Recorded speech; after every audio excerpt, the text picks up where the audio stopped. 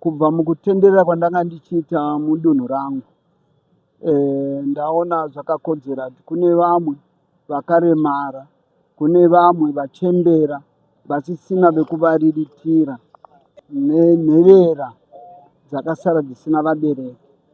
Saka ndangozvionawo zvakakodzera kuti semubereki wavo vese vana vangu ndatsvagiridzawo zvandinokwanisa kuti ndingawana, ndiri kuenda ndichivabetsera kuti vawanewo panenge pachifarowo vamwe, ivo vagowanewo chingavafadzewo kuti varege kuramba vakasurukirwa nekuomerwa. Saka ndine mahampa mamwe andiri kuvapawo nezvipfeko, vamwe havana. Saka ndatsvaga zvipfeko zvandiri kuvapa. Saka ndatuma makurukota yangu vari kutenderera mudunhu rangu vachivapa vese munzvimbo dzinoti vemuward 26 kuna kansela Sara Kunze atumira masabhuku yake vakamumiririra kudhonje vari kupuhwa zvavari kupuhwa, vasarudza vanhu makategories yandataura, vakwegura nevakaremara nenherera kuti dziwanewo kufara nevamwe mudunhu. Ndobva vakabva ipapo vari kuenda pafamu paWilmot muward yaDickson, vanonopuhwawo vakasarudza vakaremara nevari kutambudzika, vachapuhwawo zvavachapuhwa. Vakabva ipapo vari kuenda kuwadhi yaChipiri, kansera Chipiri aunganidzawo vanhu vake vanoshaya vane vakaremara nenherera, vachaenda vachipuhwa zvovanopuhwa. Vakapedza ipapo vari kuenda kumaruzevha, vari kuenda kunopa vanhu pachaona, varipo vakamirira pachaona. Then kana vabva pachaona voenda pabare vachasvikopawo vamwe vanhu. Vakabva pabare voenda pagunguwe, vakabva pagunguwe voenda panzvimbo. Ndiona ndivo vanhu vese vachaenda vachiungana munzvimbo idzodzo vachipiwa zvavanokwanisa kupuhwa kuti vagonewo kufara nevanofara panguva ino yezororo. Ndofunga ndiwo mamiriro yakaita urongwa nhasi. Tenda nokuungana kwamaita vabereki isabvawo kuna Chief Makope, vanova mambo vedunhu rino. Tauya kuti tizopai zvinhu zvatapiwa namambo kunze kuwani zvokushandisa vakura vari mukati menzvimbo ino, zvirema nenherera, kuti vawanewo zvekudya paKrisimasi, vafarewo nevamwe kuti vagone kuraramawo zvakanaka. Indiri kuzongofara nezvataitirwa namambo, nokuti ndinochengeta mwana mukomana ane 24 years akaremara ruoko negumbo, uye ndotokumbirawo rubatsiro rwokuti dai zvaikwanisa kuti ndichimuitirawo maproject ekuti akwanise kurarama mwana iyeyo. Anofarira mombe nyangwe kuchengeta huku, asi zvinototadza kunyatsokwanisika nokuda kwekuti mari inenge ichishupa. Saka ndiri kungotendawo nezvandangoitirwa kuti Mwari watiitirewo nyasha. Handina zvikwanisiro zvangu ndozvokungomanikidzirawo kuti zviite. Ndosaka ndambotaurawo kuti mwana wangu anofarira mombe, anofarira kudza mombe, maprojects embudzi kana nyangwe makwai. Ndikawana izvozvo ndoona kuti mwana wangu anogona kurarama zvakanaka ndichibatsirikawo. Pachitiko chaitika muzuva ranhasi ndiri kufara nacho, because at least pawanikawo zvinokwanisa kuti abatsirikanewo pakurarama kwake. Saka munhu uyu shuwa anotambura nehurema uyu, amai vake havapo izvo zvamai manje. Saka ini ndiri munhu wemucommunity, ndonzi chamunorwa bonga. Saka tachikumbirisawo kuti munhu aramba achiongororwa nokubatsirwa mune zvakawanda. Izvozvi mukatarisa nezvaari, kana newheelchair yake yaakagarira chaiyo haichazi wheelchair yakanaka, yaane waya chii. zoti nenguva ino yekunaya yakumuremera maoko. Nguva zhinji anofamba anosvika pakutonaiwa nemvura pamwe pacho achifamba because anenge aneta pakupusha, yakumuremera yaparara wheelchair iyi.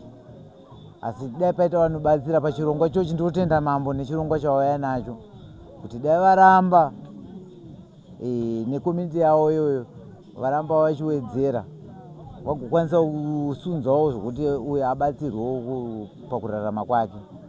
Kana zviri zvechikoro zvacho izvozvo shuwa dai amuendesawo futi kuchikoro because achiri mwana wechidiki anongoswera achitendererawo imomo nevamwe vakewo, but zvinhu zvakatooma. Ende amai vacho panapa panoshanda papurazi panapa mari yepapurazi ishoma, saka kuti vazoita zvikwanisiro zvinozodiwa pamwana uyo haazo ega, anotone vamwe vana, saka kuti vabatanidze kuti mari iyo ikwane zviri kuremera. Saka varodawo rubatsiro, vabatsirwewo. Ndofunga ndo nyaya yangu yandinayo.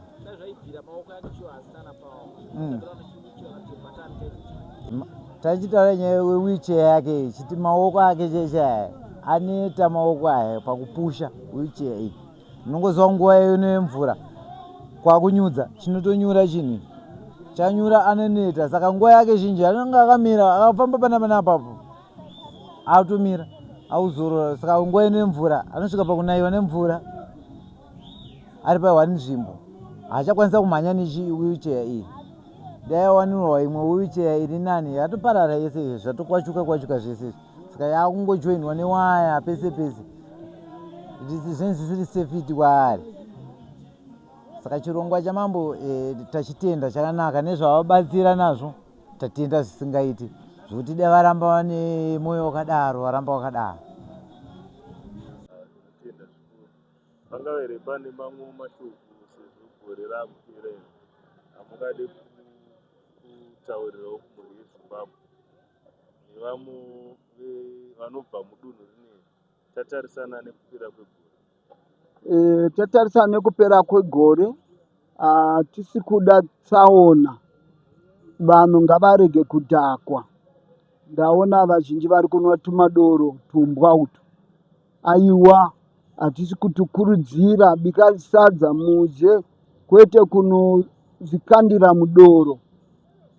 Muri kukonzeresa tsaona dziri kuitika pamugwagwa, hatisi kudzida. Tiri kuda kuti mese muve vapenyu kusvikira gore ra2026. Tiri kuda kuti vanhu vachengetedze upenyu hwavo. Mhirizhonga mudzimba hatisi kudzida. Ende nekufarisa vana vechikoro kana maschool leavers, hatisi kuda kuti mutadze kudzokera kuzvikoro kubudikidza nezororo. Tiri kuda muzvibate vanangu, mese musafarisise. Upenyu hwenyu ndimi munohuvaka. Musazviitire utsinye kuupenyu hwenyu nekusaziva. Ukaenda ukanoita zvinhu uchifungidzira kuti uri kufara, zvinozokukonzeresa kuti iwewe kuchikoro unenge wakutadza kuenda. Iwewe munzira kwauri kuenda hauzosvika waita tsaona. Aiwa, tiri kuti zvibatei pese pamuri munguva ino yezororo. Vanochaira musamhanyise motikari, kumhanya kusi kusvika. Tiri kukudai. Chimwe ndechekuti tiri kuda runyararo. Kuno pane vandanzwa vari kufamba vane mapanga. Mbeu yevanhu ivavo vemutemo, mapurisa nemasoja vari kutora matanho ekudzivirira kuti vari kufamba vachida kukanganisa vamwe vari kufamba murodhi, sezviri kuitika kuGuruve. Guruve neshangure zvakabatana. Saka vanhu vanenge vachibva kudzimba, vanenge vachifamba masabhuku yangu mudunhu rangu reshangure, musatendedze munhu anongouya kuti ari kuda pekurara, musina kuona chitupa, musina kuona kuti ari kubva kupi. Vazhinji vevanhu ava vari kuya vachiti vari kutsvaga kune nhamo, kuti vanouya vachibvunza kuti kune nhamo ndekupi. Iwewe panenge wakuda kuti uchivhura dhoo utaure navo, vanobva vapinda vokudzipa. vokusecha vokutorera zvinhu. Saka ndiri kuti sabhuku chengeta vanhu mumusha, handidi vaenzi vanouya vasina tsarukano. Wona kuti ari kupinda mumusha wako ndiani, zivisanai. Muenzi wega wega ngaziviswe. Newe washanyirwa kana iwe washanya, zizivise kuti ndini ningi ndokutichengetedze nyika yedu, kudzivirira mandupando. Ndofunga ndizvozvo.